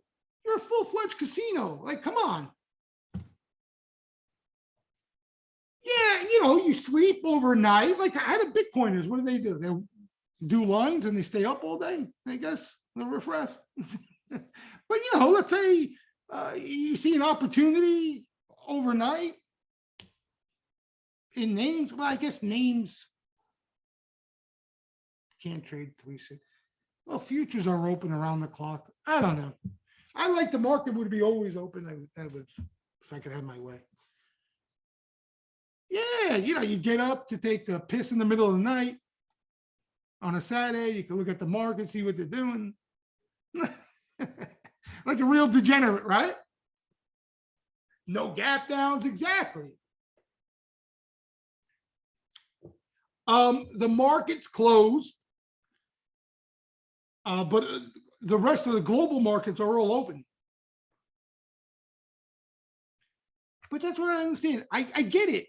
Make this should be holidays, but why's the market got to close? You know what I mean? Like, what are you closing the markets for? You know, markets shouldn't respect holidays. It's the fucking market. Yeah, all around the world they're open. All around the world. But, you know, that's just me. That's just me. So what else? Anybody have any questions? Names? Ooh, hold on. Don't tell me I froze. Did I freeze or it's just my, why is this frozen? I'm good. Why did my trading view freeze? This is so annoying. What happened to my trading view? That's great. Fantastic. Oh, I know. My bad. Hold on. I think I know what I did. What an idiot I am. Oh, geez. All right. What do we got here? So let me a couple questions. VIX. It's a tough call. You know what I mean? It's a tough call. Here, VIX. You know, it was an easier call, I think, as it was. Well, I thought it might get a little lower than that too. Here it gets tough again. Here, you know, again, if you're bullish, you want to see it bust out of this range as a form of capitulation. But otherwise, you know, you get post OPEX like Tony P and what the Gamma crew's talking about, all that. You see VIX usually come in here, right? That's what you usually see. Hedges, the event's over. You got the Fed gone. You got OPEX gone. Usually volatility recedes. Usually. But, you know, you're in an environment, like we said, where things can break at any moment. Are you also looking for a wide range of sells, very high volume for capitulation? Capitulation could be, it's tricky though, because the problem is this, and I think this is the point you're making. When everybody's looking for capitulation, you don't get capitulation. You know what I mean? Capitulation shows up when people aren't looking for it and don't care about it. You understand? Even when capitulation occurs, they're so bearish that they don't want to pay attention to it. You understand? So you got a lot of people looking for capitulation, and that's usually a sign it's not coming. And I'll give you an example. A couple of examples. You had here, back in late 2018, you didn't have capitulation. I remember people talking about it back then as well. Where is it? Over here. Okay. Right here. Where's my pen? Hold on. Okay. So you see this here, this range here? Then you started to break, and like halfway through, VIX was barely moving. All right. So you had no capitulation, no nothing. People were giving up on capitulation. It's not coming. It's never coming. You literally got it right at the end. You got a pop in VIX, and equity put the call above 1, right into the day before the lows. So it usually comes, the point I'm trying to make here, when nobody's really expecting it or cares about it. In 2000 and the Nasdaq bubble, you didn't get true capitulation, believe it or not, till a long time after that. You guys saw it on the put the calls. Will this go back here? Well, it's a different market, but bear markets, you don't get capitulation a lot of times because, like, think about this. The Nasdaq bubble burst. I tell you guys the story every day. Nobody wanted to sell those technology internet stocks the whole way down. They held them because prior to that, anytime you sold those stocks on a dip, you felt like a jackass because they went to new highs and split 4 for 1. You missed out on millions. So the market trained everybody to hold those names, never sell. Diamond hands. Coincidence? Diamond hands. Okay.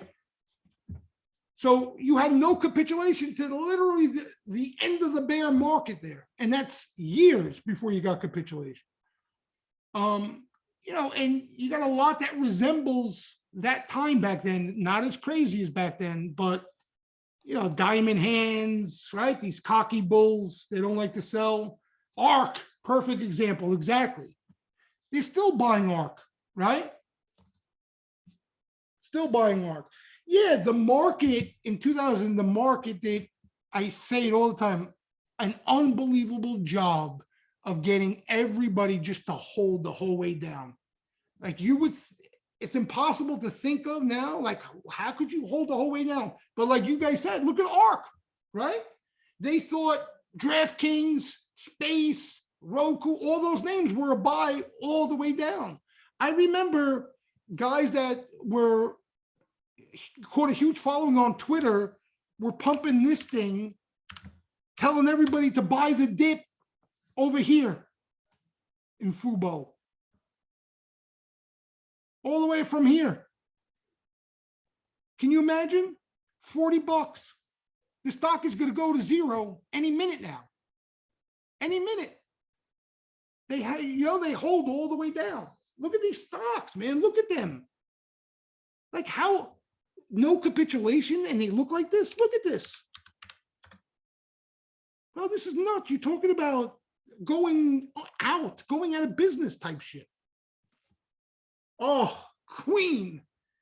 Like she really, that's the thing. She built such a following, right? And what has she been telling people? To hold the whole way, right? What I worry is people are going to sell and take a loss. That's what she's been saying. I can't believe my ears. I can't believe my ears. I really can't. I really can't. It's really crazy shit, right? It's crazy, man, crazy. But look at these charts. They all look the same. They went parabolic and they're all back to the lows where they started. Yeah, in the bubble, there were a dime a dozen of Kathy Wood. Not even worse than Kathy Wood. Kathy Wood, you know, she, as bad as it is, knows her shit. In the tech bubble, you just had analysts for reputable firms just increasing their target price every week because it made the stock go higher. So you'd have Amazon, it's trading at, let's say, 800. We raise our target to 2,000. Then the stock would go from 800 to 2,000 in a week. That same analyst would come out the next day. We raise it to 3,000. Like, you know, like it's a joke. So 10 times worse. Yep, rat bastards all over the place. Like we've been talking about this in the steam room for, you know, for a while now. This compared to 99, I still think 99 was a lot crazier. But if you include crypto, NFT, and all those shenanigans, then I think you can make the comparison. But equities, no comparison. No comparison, equities. None. Because like I said, like DraftKings, right? Okay, and we're looking at all of these stocks that went nuts. Think about this going nuts like this, splitting 4 for 1, then going to new highs, splitting again. The insanity. Insanity. That's what happened in 99. You know, so many stocks too. It was nuts. It was nuts. So, you know, these were crazy, the Kathy names and all these things, but not on the level of 99. You know, but you got coins too, all these coins. You know what I mean? You had all these coins do similar shit. So if you include that stuff. Yeah, MSTR, like you don't have to listen. You don't have to rack your brain. Like, look, okay. This is nothing new. Look. Okay. 99, 2000 here, right here. Okay. That's 99, 2000. All right. So here's my point. Right here. 99 2000 MSTR, and here's the top here. Is this crazy? Let me come on. Yeah, crazy, right? So yeah, 99 2000 in equities was a lot crazier, in my opinion, a lot crazier. A lot crazier. It's crazy, right? This chart. I remember MSTR back then. That's what I'm saying.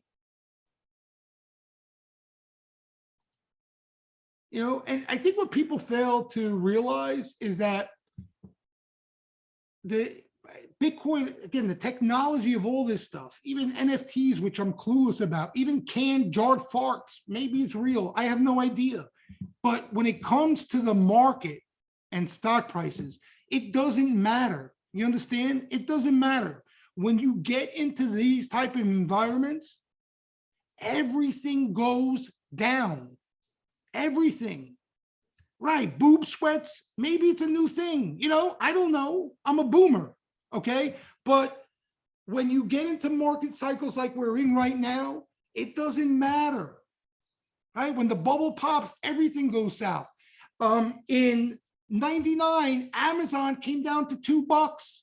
And, you know, look where, you know, where Amazon is today, these days, it's a behemoth. All right. But it didn't matter. It doesn't matter.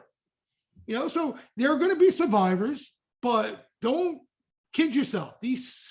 Any stock out there could get creamed. You know what I mean? AMD went to $1. Cisco, I don't know if it broke double digits, but was in like 11, 12 bucks. Microsoft couldn't get out of its own way for ages. IBM, sideways for years. These were all monsters back in the day. Monsters. Absolute monsters. You know? So don't think any of these stock prices, because they've come down a lot, they can't go any lower. Jar farts. I think that Cal, once I saw that, like I thought it was a joke at first. Like I didn't even think it was a real thing. Like somebody was drawing farts and selling it for thousands. You know, how do you believe that shit? Once like it sunk in that legitimately was happening, I lost my mind. You talk about getting in your bunker. That stuff like that scares the living shit out of me, you know? Because if that is not, yeah, seriously, Cal, if that's not an indication of how loose money has been, you know, how much money has been out there. I mean, I don't know what is.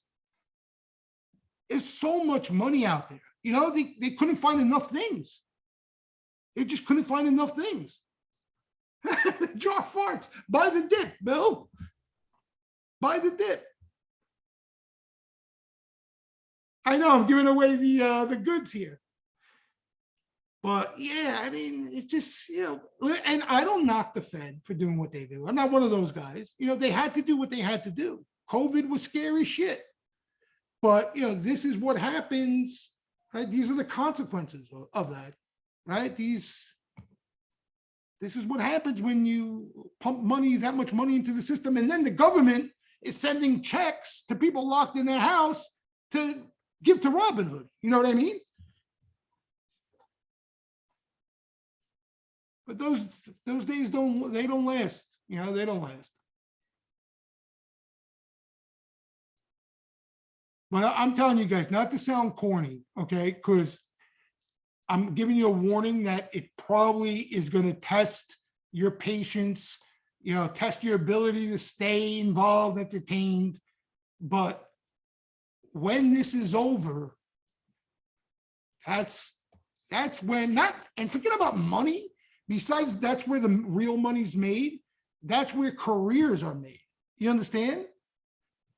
Like people who accidentally get into the business during these times, those are the ones who usually thrive, you know, because they get in ground floors. Tony P had a whole write-up on boob sweat and farts and canned farts. Oh, man. We lost our minds, huh? This whole world lost their minds.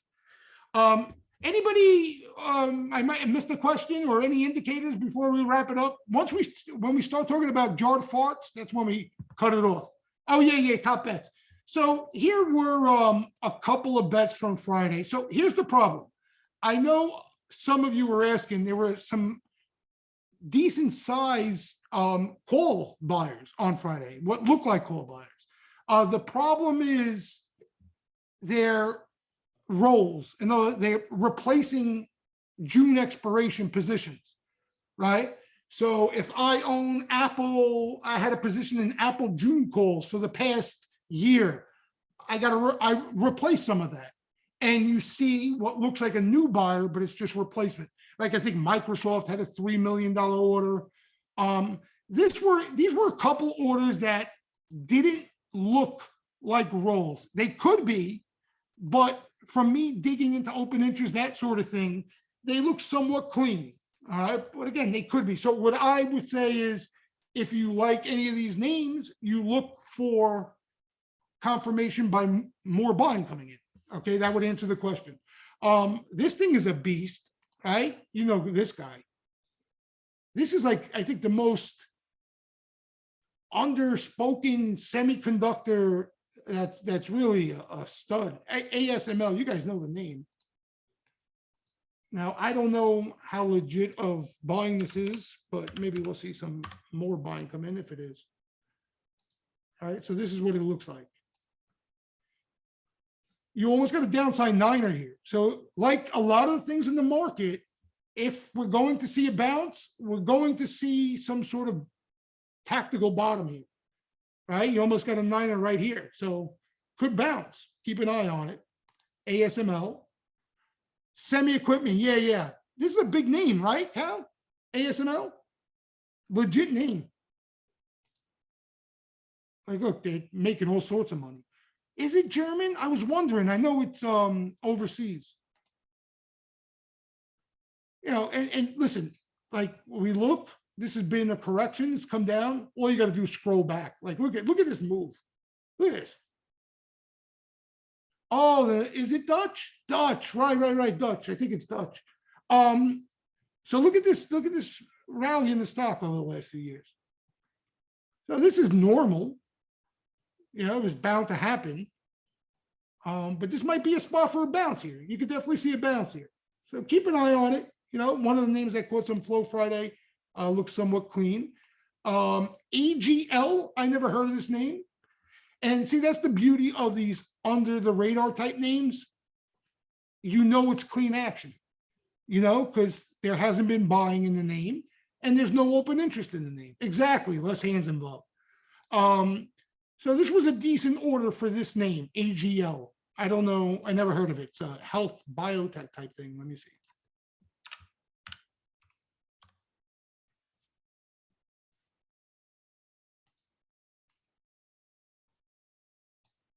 So yeah, it doesn't look awful, right? Looks like it's trying to find a bottom here. A little recent IPO. Are they losing money? Looks like they're turned profitable. Not by much. So again, keep an eye on it. But it looks like it's trying to find a bottom here. What they play here? August, right? August 22.5. Not a bad order for the name. EXEL, I don't have the most confidence that this is not part of a roll. This is another biotech. And this too, right? This looks like trying to find a bottom. Wow, you got some wide ranges in this though. Wasn't this a hot stock back in the day, EXEL, or am I thinking about something else? Must be oh, no, here's the move. Look. This was a hot stock. Is this a Kathy name? Anybody know?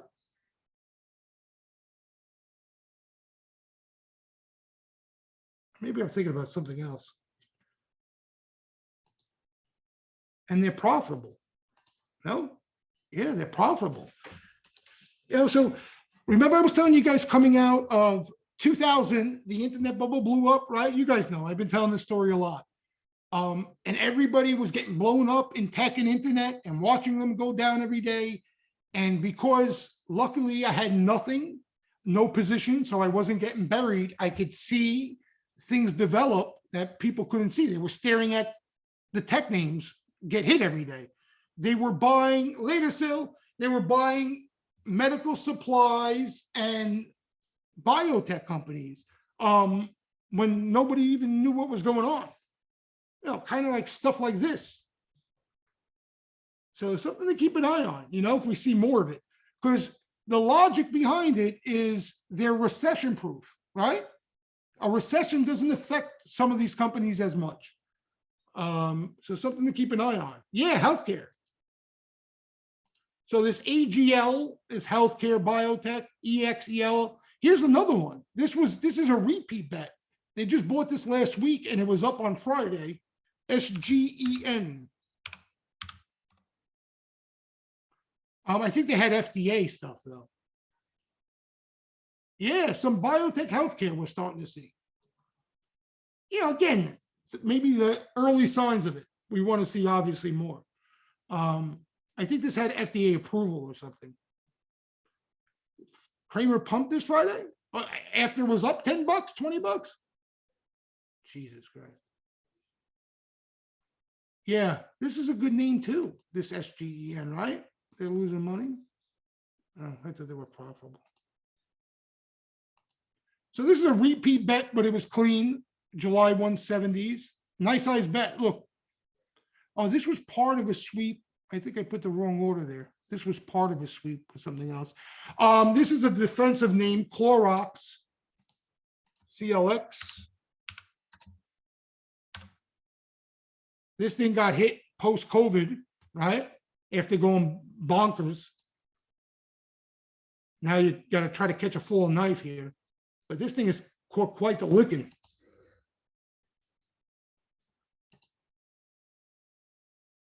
I want to see more buying than just that, because again, you're catching a full knife. And then I couldn't tell if this was clean.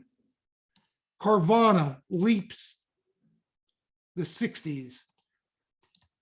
Now, you know, this name obviously is been the brunt of the selling.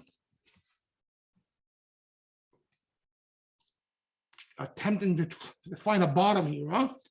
Yeah, it could be shorts hedging, but they're leaps, so less likely. You know what I mean? Could be just somebody, you know, liking the name longer term. But again, I need to see more in names like this than just one day of buying. Because, like Presley's saying, it could be just shorts, hedging.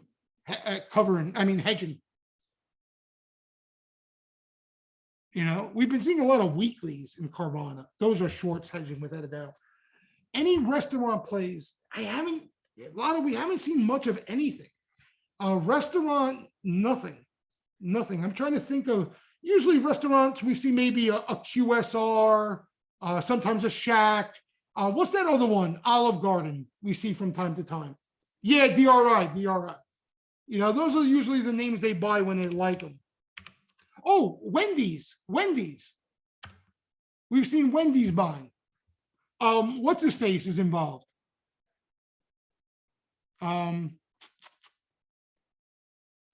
What's his name? Who's the guy involved in Wendy's? Not Elliot. Yeah, the other guy with the glasses. Peltz. Nelson Peltz. Right? That's the name? Yeah. So we've seen some buying in Wendy's, which hasn't been bad, decent buying. Some short-term stuff, some long-term stuff, a little mixture. But that's the only name that we've seen, you know, like legitimate buying. Everything else, I don't even remember. So puts, yeah, Praveen, it's tough to tell right now at, you know, if what rolls, what doesn't. There's been big action in the ETFs. There's been one dude rolling SPY July's. You saw that action? Remember the big numbers there? Yeah, 350s. But it's so hard to tell now at this point. You know, it's so hard because, in other words, you know, usually when they're going to add new positions, okay, they're going to add it into this. You know what I mean? They wait for a bump like that, and then boom, they hit it. When you see the size coming into the hole, as they say, right, shorting into the hole, almost always it's rolling. You know, almost always. You know, the smarter money, you know, sometimes they can use it as protection, but as far as like betting on downside, you got to pay more attention to the stuff that comes into off rallies. You know, that's usually the cleaner action. But yeah, there's been big orders in ETFs. Somebody was talking about 50 cent. Nothing that I picked up on. There were rumors I was hearing. What was it? A couple months ago? I think it was in spreads. Somebody was picking up what looked like 50 cent type put spreads, but nothing that I've seen as far as or been notified 50 cent buying. He's been MIA according to like where I usually pick up on him for a while, you know. But supposedly he was in, what was it, VIX spreads? Something spreads. I don't know if it was VIX call spreads or put spreads.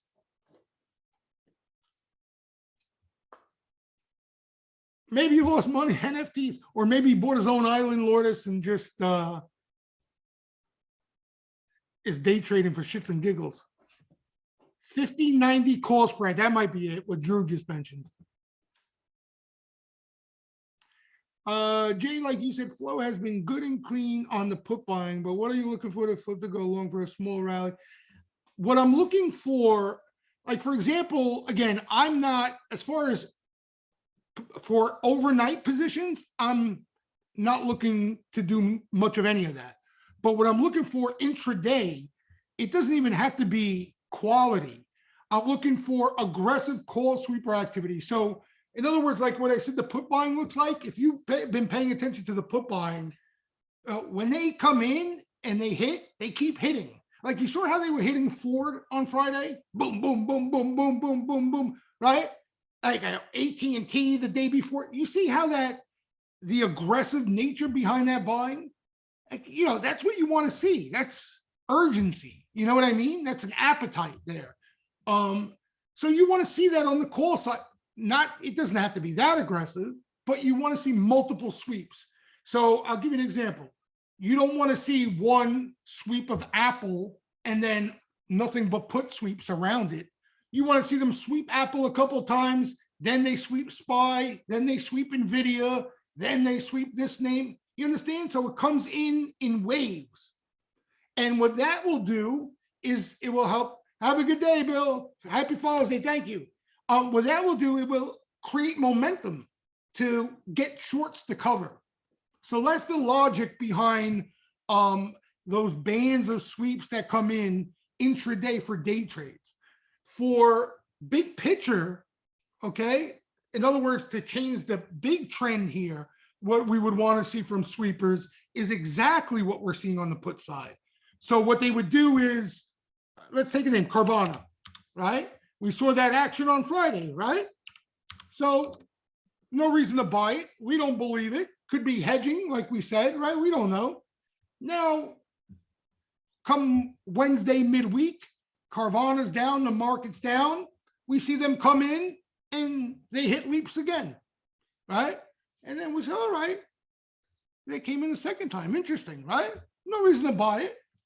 Next day or day after, Carvana, same place, nothing doing. Boom, they hit it again. You understand?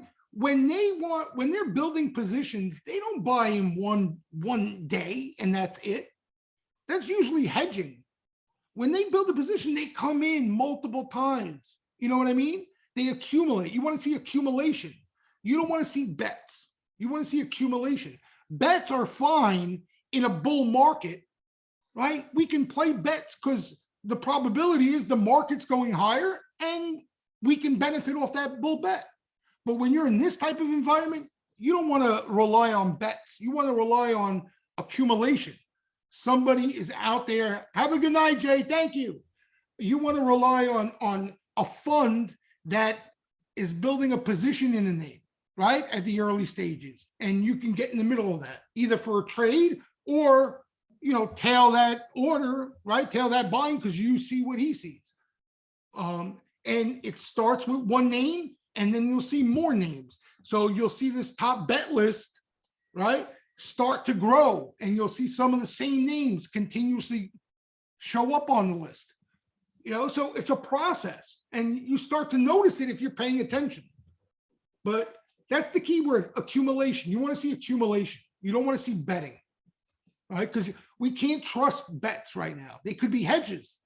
You understand? You can't rely on just bets, right? Any one of these orders here, like Presley was pointing out, could be a short that's sitting on profits, that's worried about a squeeze, right? An overdue bounce, and is hedging, right? If I'm short Clorox from higher levels, and I'm sitting on a profitable position, and I don't want to sell Clorox, right? I don't want to cover my short because I think it goes lower, I'll buy some July calls. So if there's a bounce, I'm hedged, right? I could sell these calls and then let it fall again, right? But if we see that conviction and commitment that somebody's coming in and continues to add to Clorox position, especially into weakness when it's down, that's a sign that a fund, an institution, is starting to build a position in the name. Right? And when you start to see enough of it, that puts a floor in the market, because it's not just the option market, right? They're buying stuff in the equity market and buying weakness. They're supporting it. So it usually leads to a floor in the market. Another thing too, we're seeing some of it, but like way out of the money shit, you start to see a lot of put selling in individual names, where people start to look at the market and say, all right, listen, the upside's tough, but we think the selling is almost done. So we sell puts. If the stock comes down, we're willing to own the stock. So you start to see a pickup in put selling in individual names. There hasn't been a lot of that. There hasn't been a lot of it. So we just, it's plain and simple. There hasn't been really any signs yet of anybody dipping their beak in a real way here. If you're a member, okay, you don't have to worry about picking up on it, because I will make you aware of it. That's why, look, I'm not swing trading, okay, right now, but if there's buying in the name, whether I buy it or not, I'm going to let you guys know. You know what I mean? I'm going to make you aware of the fact that they're buying and accumulating this name, whether I like it or not. Yeah, you got to be patient. You got to be patient, but at the same time, we don't want to be too lax, because it could sneak up on you. You know what I mean? It could sneak up on you, especially if the selling starts to accelerate. That's the best case. If the selling accelerates, the more damage that's done, the quicker this thing will be over. The more we see these bear market rallies, the more stretched out this bear market will be. That's how it goes. COVID, you see what happened in COVID? Because it was bang, bang, bang, bang, destroyed, and then boom, we bottomed. Like this, you could see, right? People still holding out hope, writing things down. Yeah, it came right back. But the other thing too, man, it's you gotta face the fact that the Fed was a big part of that. And right now, not to sound like a broken record, but the Fed is doing the opposite of that. You understand? Everything we look at, no matter what you look at, from Elliott waves, Fibonacci's, sweepers, sentiment, the Fed trumps all.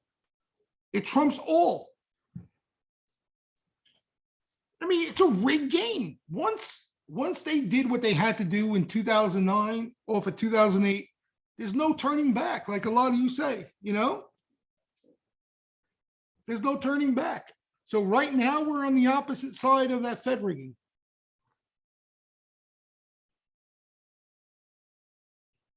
Yeah, exactly.